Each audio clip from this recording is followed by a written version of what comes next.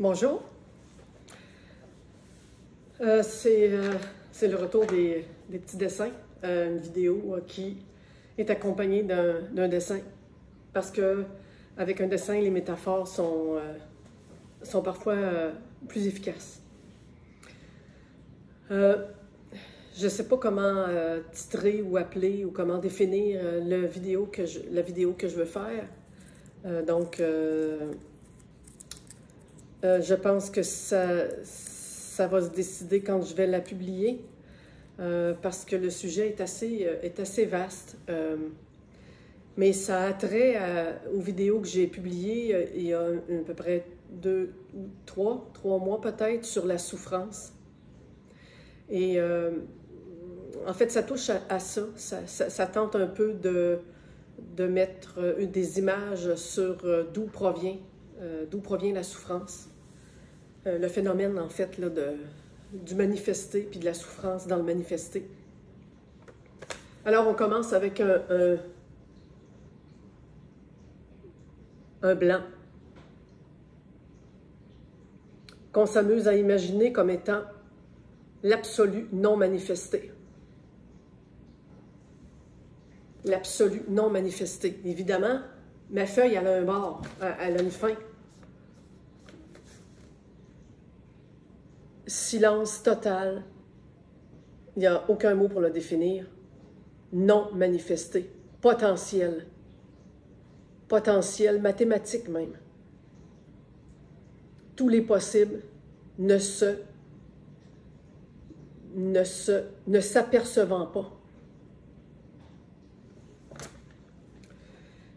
Et par un truc de passe-passe, par un tour de magie, par une force impossible, par une idée folle,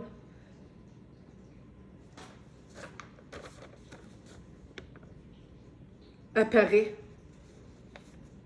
Ah, là, c'est à l'envers. Je ne sais pas si on va le voir, en tout cas, peu importe. Absolu, non manifesté, potentiel parfait, sans bord, sans fin, éternel. Créé par un tour de passe-passe, à l'intérieur de lui-même, parce que c'est impossible, si ça n'a pas de fin et ça n'a pas de bord, de faire ça en dehors pour vrai, créé à l'intérieur de lui-même, un miroir, un filtre, pour tenter de s'apercevoir pour autre chose que, pour absolument sans raison. Quelque chose émerge de l'intérieur même de l'absolu. Pourquoi j'ai mis conscience, filtre, miroir? C'est que c'est à partir de ce moment-là que l'objet de perception de soi-même, étant donné que c'est soi-même, absolu, complètement illimité, comment se mettre en dehors? C'est impossible. Et pourtant, le chat ne sait pas que c'est un chat. Il faut qu'il voit un autre chat, puis qu'il se compare, pour se rendre compte que, OK, c'est ça un chat. De la même manière, comment s'appréhender en tant que le silence vaste, non manifesté qu'on est, au sein de soi-même, un objet qui nous démontre ce qu'on est, qui nous réfléchit. La métaphore du miroir. Du moment où ce miroir-là est créé, du moment où en même temps, parce que c'est quelque chose, un objet, une façon de faire, une façon de créer, une façon de s'étendre à l'intérieur même de soi-même, ce bidule-là va faire en sorte d'être l'outil, mais ça prend automatiquement quelque chose de l'autre côté, en soi, à regarder. Et c'est le miroir de soi-même, par le fait même. Parce qu'il n'y a rien d'autre à l'extérieur à regarder. Il n'y a rien d'autre à appréhender et à voir. Un est seul. C'est drôle à dire, mais un est total, illimité, unique. Ce faisant, cet objet-là est conscience et quelque chose dont être conscient. Et ça a été vécu en 2015 comme étant le Big Bang. Les trous noirs, les « oh mon Dieu », ça dépasse tellement l'entendement, j'embarquerai pas dans ça parce que c'est impossible à... Même les métaphores sont complètement nulles quand on essaye d'appréhender cette affaire-là. Le mystère est trop grand. Alors, ce Big Bang-là fait la conscience et quelque chose dont être conscient. Et au fil du temps qui passe, parce que il n'y a pas de temps là-dedans. Il n'y a aucun temps, aucun espace, parce que tout est espace. Et c'est éternel, illimité. C'est ce bidule-là, au sein de soi-même, en tant que conscience et quelque chose dont être conscient, qui automatiquement localise et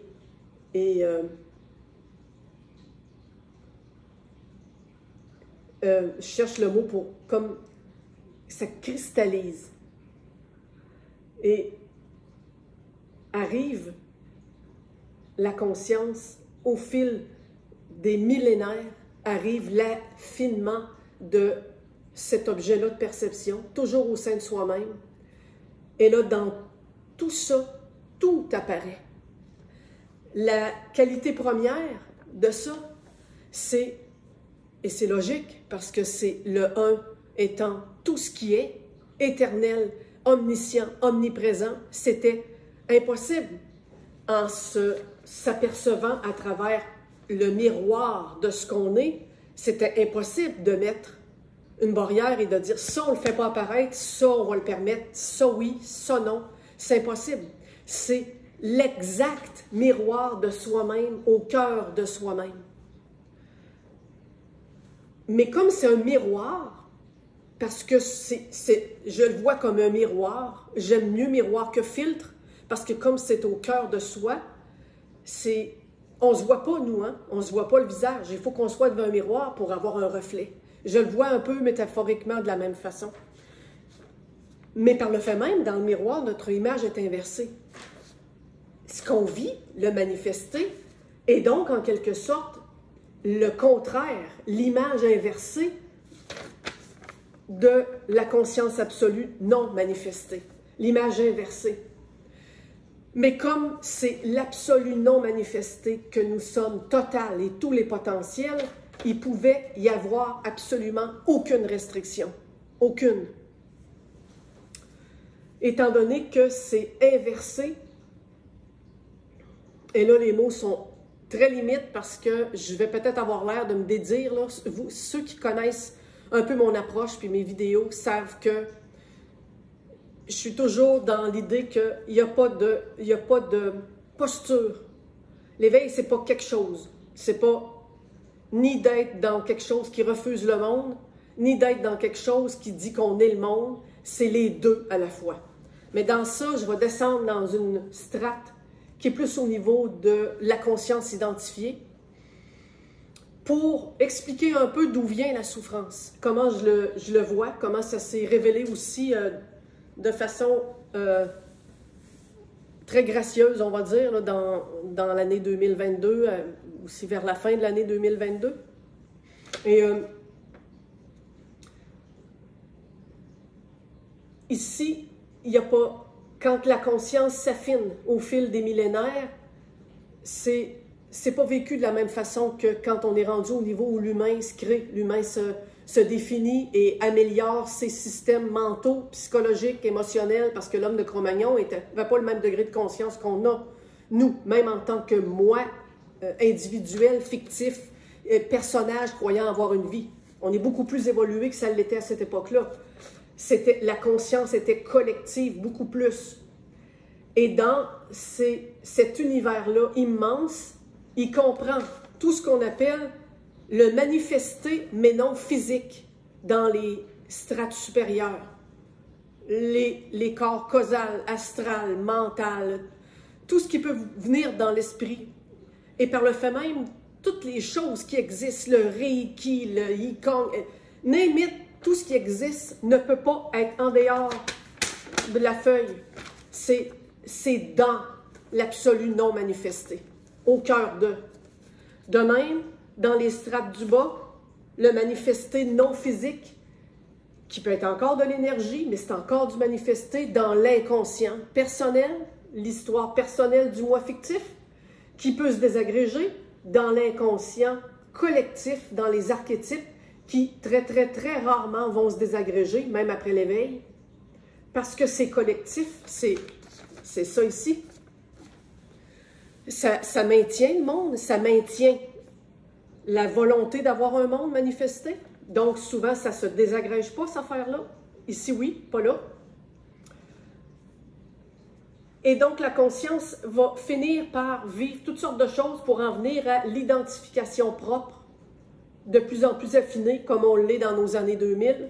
Moi, avec sa vie, son histoire, ses conditionnements, ses croyances, Et quand on est arrivé ici, est venu avec tout un système mental, émotionnel et psychologique, sentimental. Tout ça est beaucoup plus formé, beaucoup plus fort. Et pour maintenir, pour que cette volonté-là maintienne cette affaire-là, parce que c'est un souhait, hein, c'est un désir, c'est pas une erreur qui est arrivée à un miroir, que ça a été façonné. C'était volontaire pour venir vivre tout ça. C'était pour se connaître soi-même. À ce niveau-là, par contre, je dis par contre, j'aime pas les termes, mais bon, ils vont devenir négatifs, mais je veux essayer de cerner à propos de la fameuse souffrance. C'est que, étant l'inverse, autant que ça, c'est hyper impossible à définir tellement c'est vaste et merveilleux, autant ça ici, ça va aller dans le plus pointu du pointu, sans avoir absolument aucune limite, et par le biais du mental qui évolue, va arriver le jugement, va arriver l'identification, va arriver la différenciation d'avec les autres. Pourquoi? Pour maintenir le système. C'est voulu. C'est pour ça que dans la vidéo, je pense que c'est dans celle à propos de la souffrance que j'ai faite, il était question que pour sortir de ça, il est nécessaire de comprendre que la souffrance est souhaitée et voulu. Quand ça s'identifie, cette conscience-là, et que ça commence à affiner toutes ces perceptions, de sortir d'une conscience collective animale pour en venir à celle du Cro-Magnon, les singes avant, puis bon, puis tout ça, puis que ça arrive là, c'est tout le temps dans le but jouissif de s'extraire, s'apercevoir, s'amuser à s'apercevoir. À mon sens, dans ce qui est vécu, je ne vois pas d'autre but que il n'y en a pas de but. C'est ça parce que c'est ça. Je pourrais l'apparenter à un désir, à un enfant qui joue, parce que c'est ça. Dans ce processus-là, quand même, comme ça va à la limite extrême, parce qu'il n'y a pas de limite qu'on s'impose à cette affaire-là, à cette évolution-là pointue, il va arriver des souffrances du fait de la différenciation, du fait qu'on est dans le contraire absolu aussi, on est dans le contraire absolu. L'amour, la peur, la violence, tous les contraires vont être vécus là. C'est normal. Si on avait voulu vivre ce qu'on est, on serait resté là. Un jour, on y arrivera peut-être. Un jour, il y aurait peut-être quelque chose qui va faire en sorte qu'en tant qu'absolu non manifesté, on va tout réabsorber le système et ça va être, j'allais dire le néant total, mais pas le néant au sens négatif. Mais pour l'instant, c'est pas ce qu'on souhaite. Et si c'est pas reconnu qu'on n'est pas là avec un monde qui nous en veut, qui veut nous envoyer des maladies, qui veut nous détruire, la vie même pas, c'est telle affaire, c'est le gouvernement. Tant que c'est pas vu que ça, c'est ce qu'on est, on respire dans ce système-là, on voit pas qu'à une échelle beaucoup plus grande, c'est souhaité et voulu, pas tant par l'absolu, parce qu'il est non manifesté, mais par tout ce qui est engendré, tout ce qui a été magiquement mis au monde, étendu, créé, qui a fait un grand désir de ne pas mettre de barrières et de limites. Donc, c'est voulu et souhaité. Quand c'est appréhendé de cette façon-là, cette souffrance-là, quand elle apparaît, il est vu qu'il n'y a pas de but. Il est vu que c'est une expérience comme n'importe quelle autre. Être riche, être capable de voyager partout dans le monde, avoir tous les enfants qu'on veut, avoir le job qu'on veut, avoir le bonheur qu'on veut, avoir le conjoint qu'on veut, c'est tout là-dedans. Manger de la misère, être pauvre, croire que c'est le gouvernement à l'affaire, croire que si, avoir un handicap physique, être atteint d'une maladie, c'est la même affaire. Il n'y a rien en dehors. Et si l'éveil nous permet de sortir de là et d'aller un peu là-dedans, le mental supérieur, les énergies, le revirement de la conscience, en passant, c'est tout ce système-là qui revient dans le miroir. Quand ça revient dans le miroir, ça peut faire deux choses. Ça peut faire qu'on est tout à coup le miroir. Wow! C'est conscience pure, non identifiée à tout ce qui est là.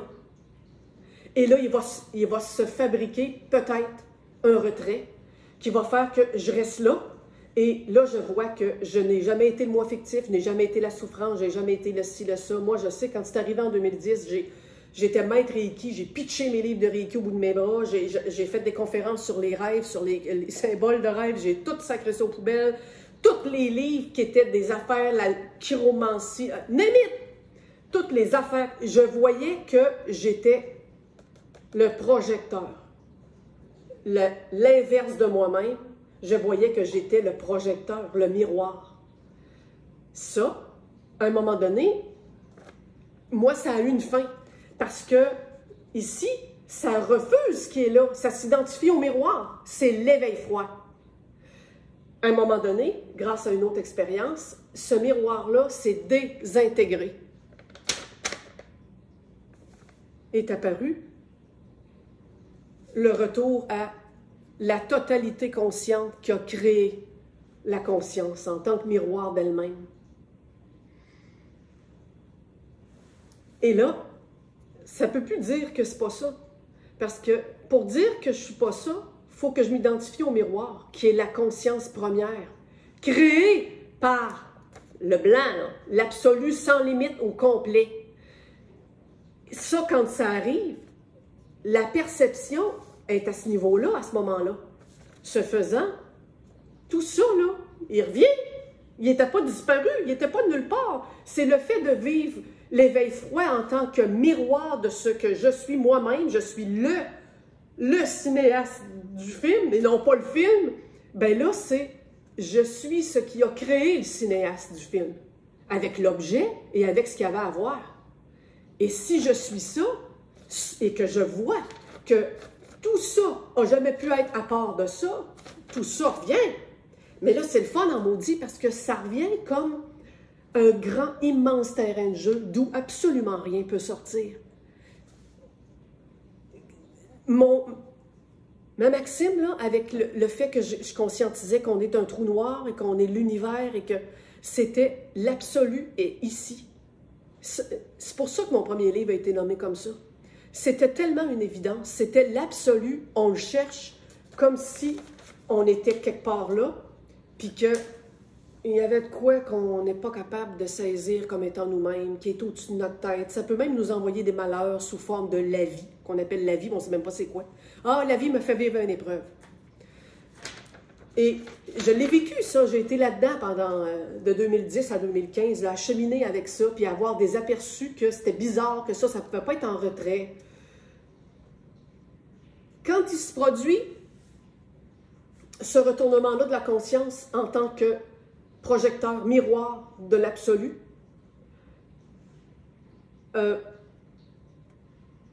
ça ici, c'est vu comme ayant pas existé, comme étant complètement illusoire, le corps avec, tous les états, tous les conditionnements.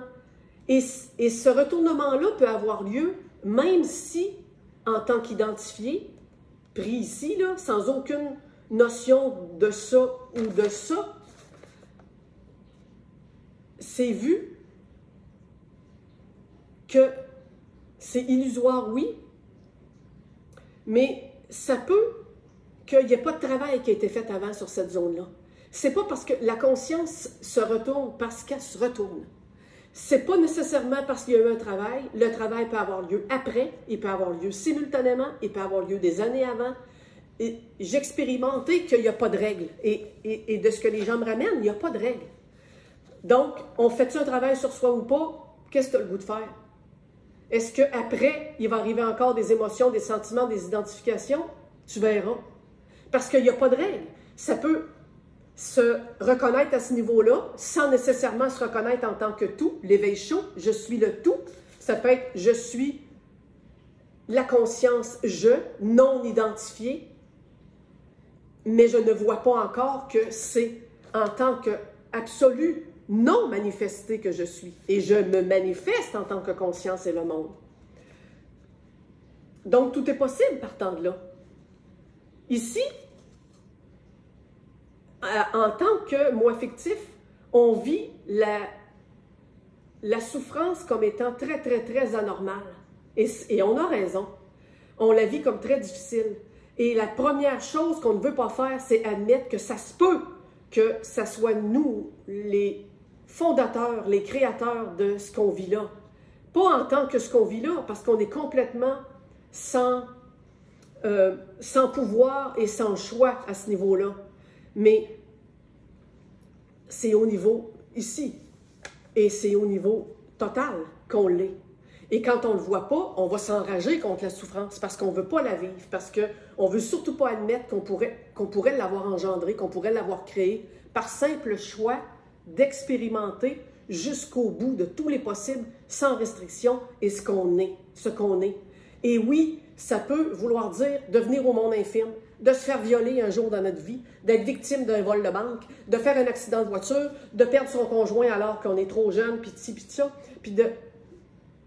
Comme je l'ai vécu l'année passée, j'ai eu des grosses difficultés de santé et heureusement que je voyais que c'était ça, dépendant, l'éveil froid bienfaiteur qui te met en retrait pour souffler un peu, l'éveil chaud qui accepte, qui inclut et qui voit la chose autrement.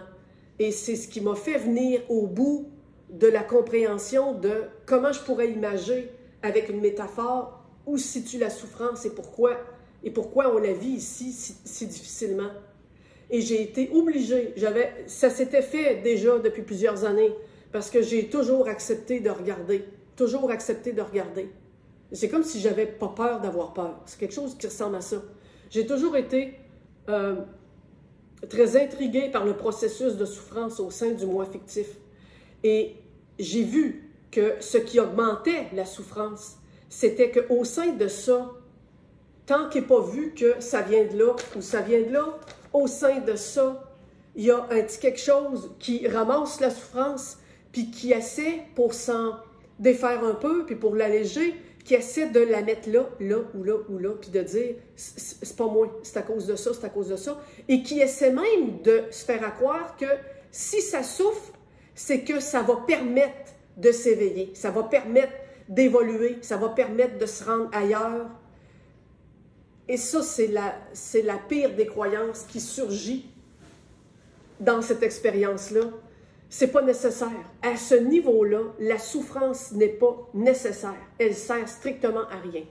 À ce niveau-là, la souffrance est un événement énergétique de connaissance de soi complètement neutre pour se vivre soi-même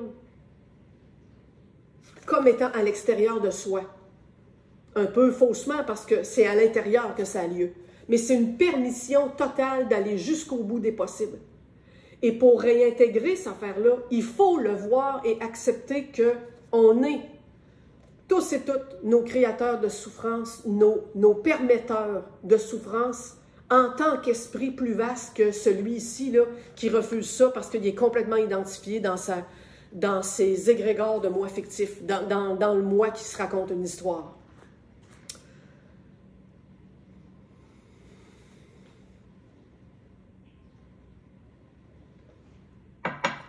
C'est ce matin que m'est venue l'image de ce qui pouvait le mieux correspondre à une métaphore pour voir les différents niveaux et commencer à appréhender peut-être que si c'est ça qui est vécu, et que je ne veux pas accepter que j'en suis responsable, pas coupable. Il n'y a pas de question de culpabilité là-dedans. Il n'y a pas de question de c'est de ma faute. Il n'y a pas de ça.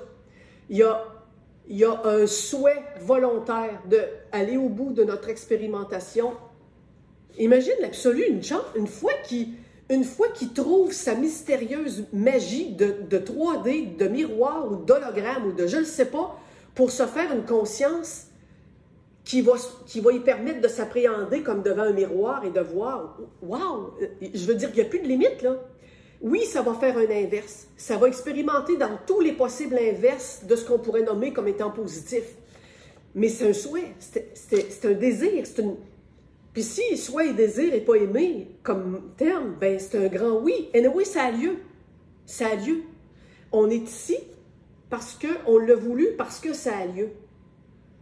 En tant que moi fictif, quand on découvre ça ici, qu'on est en train de rêver, qu'on n'est pas le moi, qu'on s'est retourné, qu'on voit tout ça, on revient avec un choix potentiel de démêler ça et de faire qu'on va vivre des expériences qui vont nous amener à vivre des états, l'éveil froid, l'éveil chaud, j'intègre le monde, des semaines de temps, ça peut être que non, je ne suis pas le monde, et tout ça peut être mêlé, ça peut se vivre pendant plusieurs années, et est-ce que j'ai le choix là-dedans, est-ce que j'ai pas le choix? On a le choix, on est là. On est là. Où on est là? Quand on est là, on ne l'a pas. Parce que ici, c'est l'extrême. Extrême oui, total extrême de tous les potentiels, extrême non, fermeture extrême. Mais c'est encore ça, là. Ça, là, c'est pas en dehors de ma feuille. Ça se peut pas. C'est encore là-dedans. C'est tout le temps, tout le temps, tout le temps. Dans le grand manifesté, silencieux, neutre et parfaitement tous les potentiels. Le grand oui immense. Et j'étais contente autrefois parce que je parlais avec quelqu'un en partage Messenger. On s'est fait un Zoom, puis la personne voulait me parler parce qu'elle disait qu'elle commençait à avoir des appréhensions positives, mais difficiles à vivre, que ça se pouvait qu'il y ait une petite jouissance reconnue dans le fait de vivre des difficultés. Qu'il y avait des patterns de se taper sa tête qui étaient jouissifs, qui revenaient et qui étaient engendrés et entretenus par tout ça ici, dans le seul but de vivre l'extrême. Et je la félicitais dans le sens que j'étais tellement contente de voir que cette personne-là commençait à cesser de rejeter la souffrance comme étant « ça vient de quelque part, ça se peut pas que ce soit moi, je me ferais pas souffrir ». C'est pas comme ça que c'est vu de ce côté-là. Je m'expérimente et je m'appréhende au complet. Et je sais qu'il faut être là ou là pour le voir. Mais je trouve que cette vidéo-là de métaphore est le fun parce que ça peut au moins commencer de faire changer un petit peu cette perception-là à celui qui se trouve ici, là. Puis ça peut tout nous y arriver. Parce que je l'ai dit tantôt, je fais un petit aparté, c'est pas parce que ça c'est vécu ou ça c'est vécu que tout ça est disparu et qu'il n'y aura plus de manifestation. Les sentiments, les émotions, ça se manifeste. C'est pas parce que ça c'est là ou ça c'est là que tout à coup, la peur, la colère, le désespoir, la joie, peu importe, ça va se manifester. Il n'y a pas de règle. Ça peut ne pas, mais ça peut oui.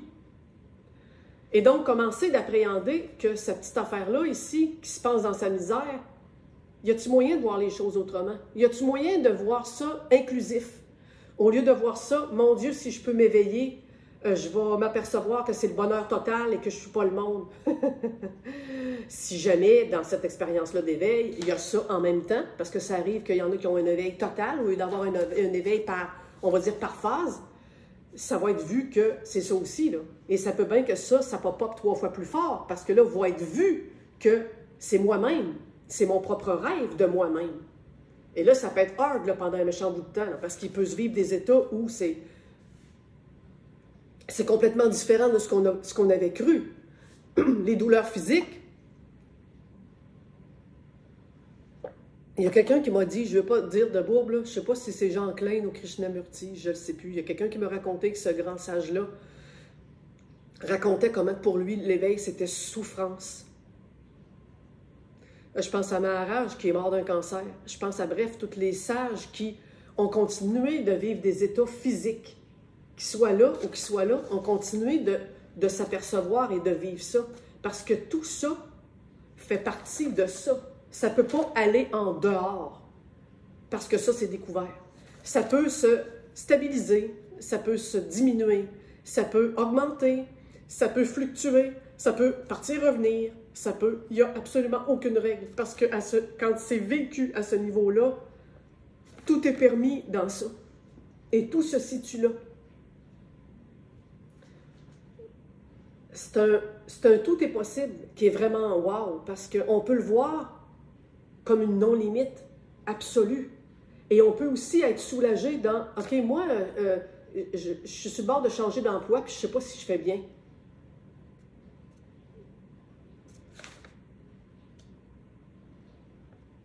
Essayez de l'appréhender en tant que l'esprit un qu'on est, juste pour un peu dégager un peu de ça et accepter que ça peut bien qu'on est victime d'absolument rien.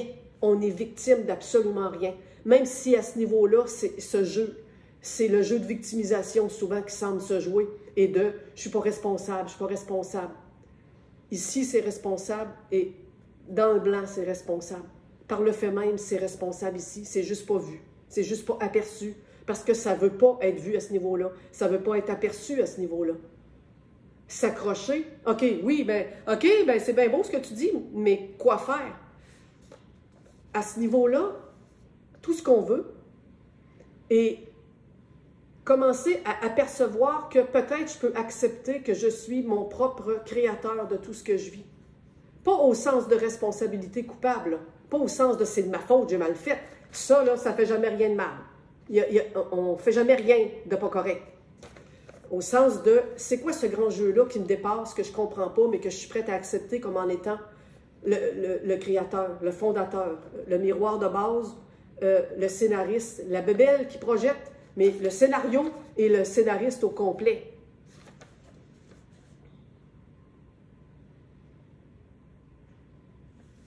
Voilà, je pense que...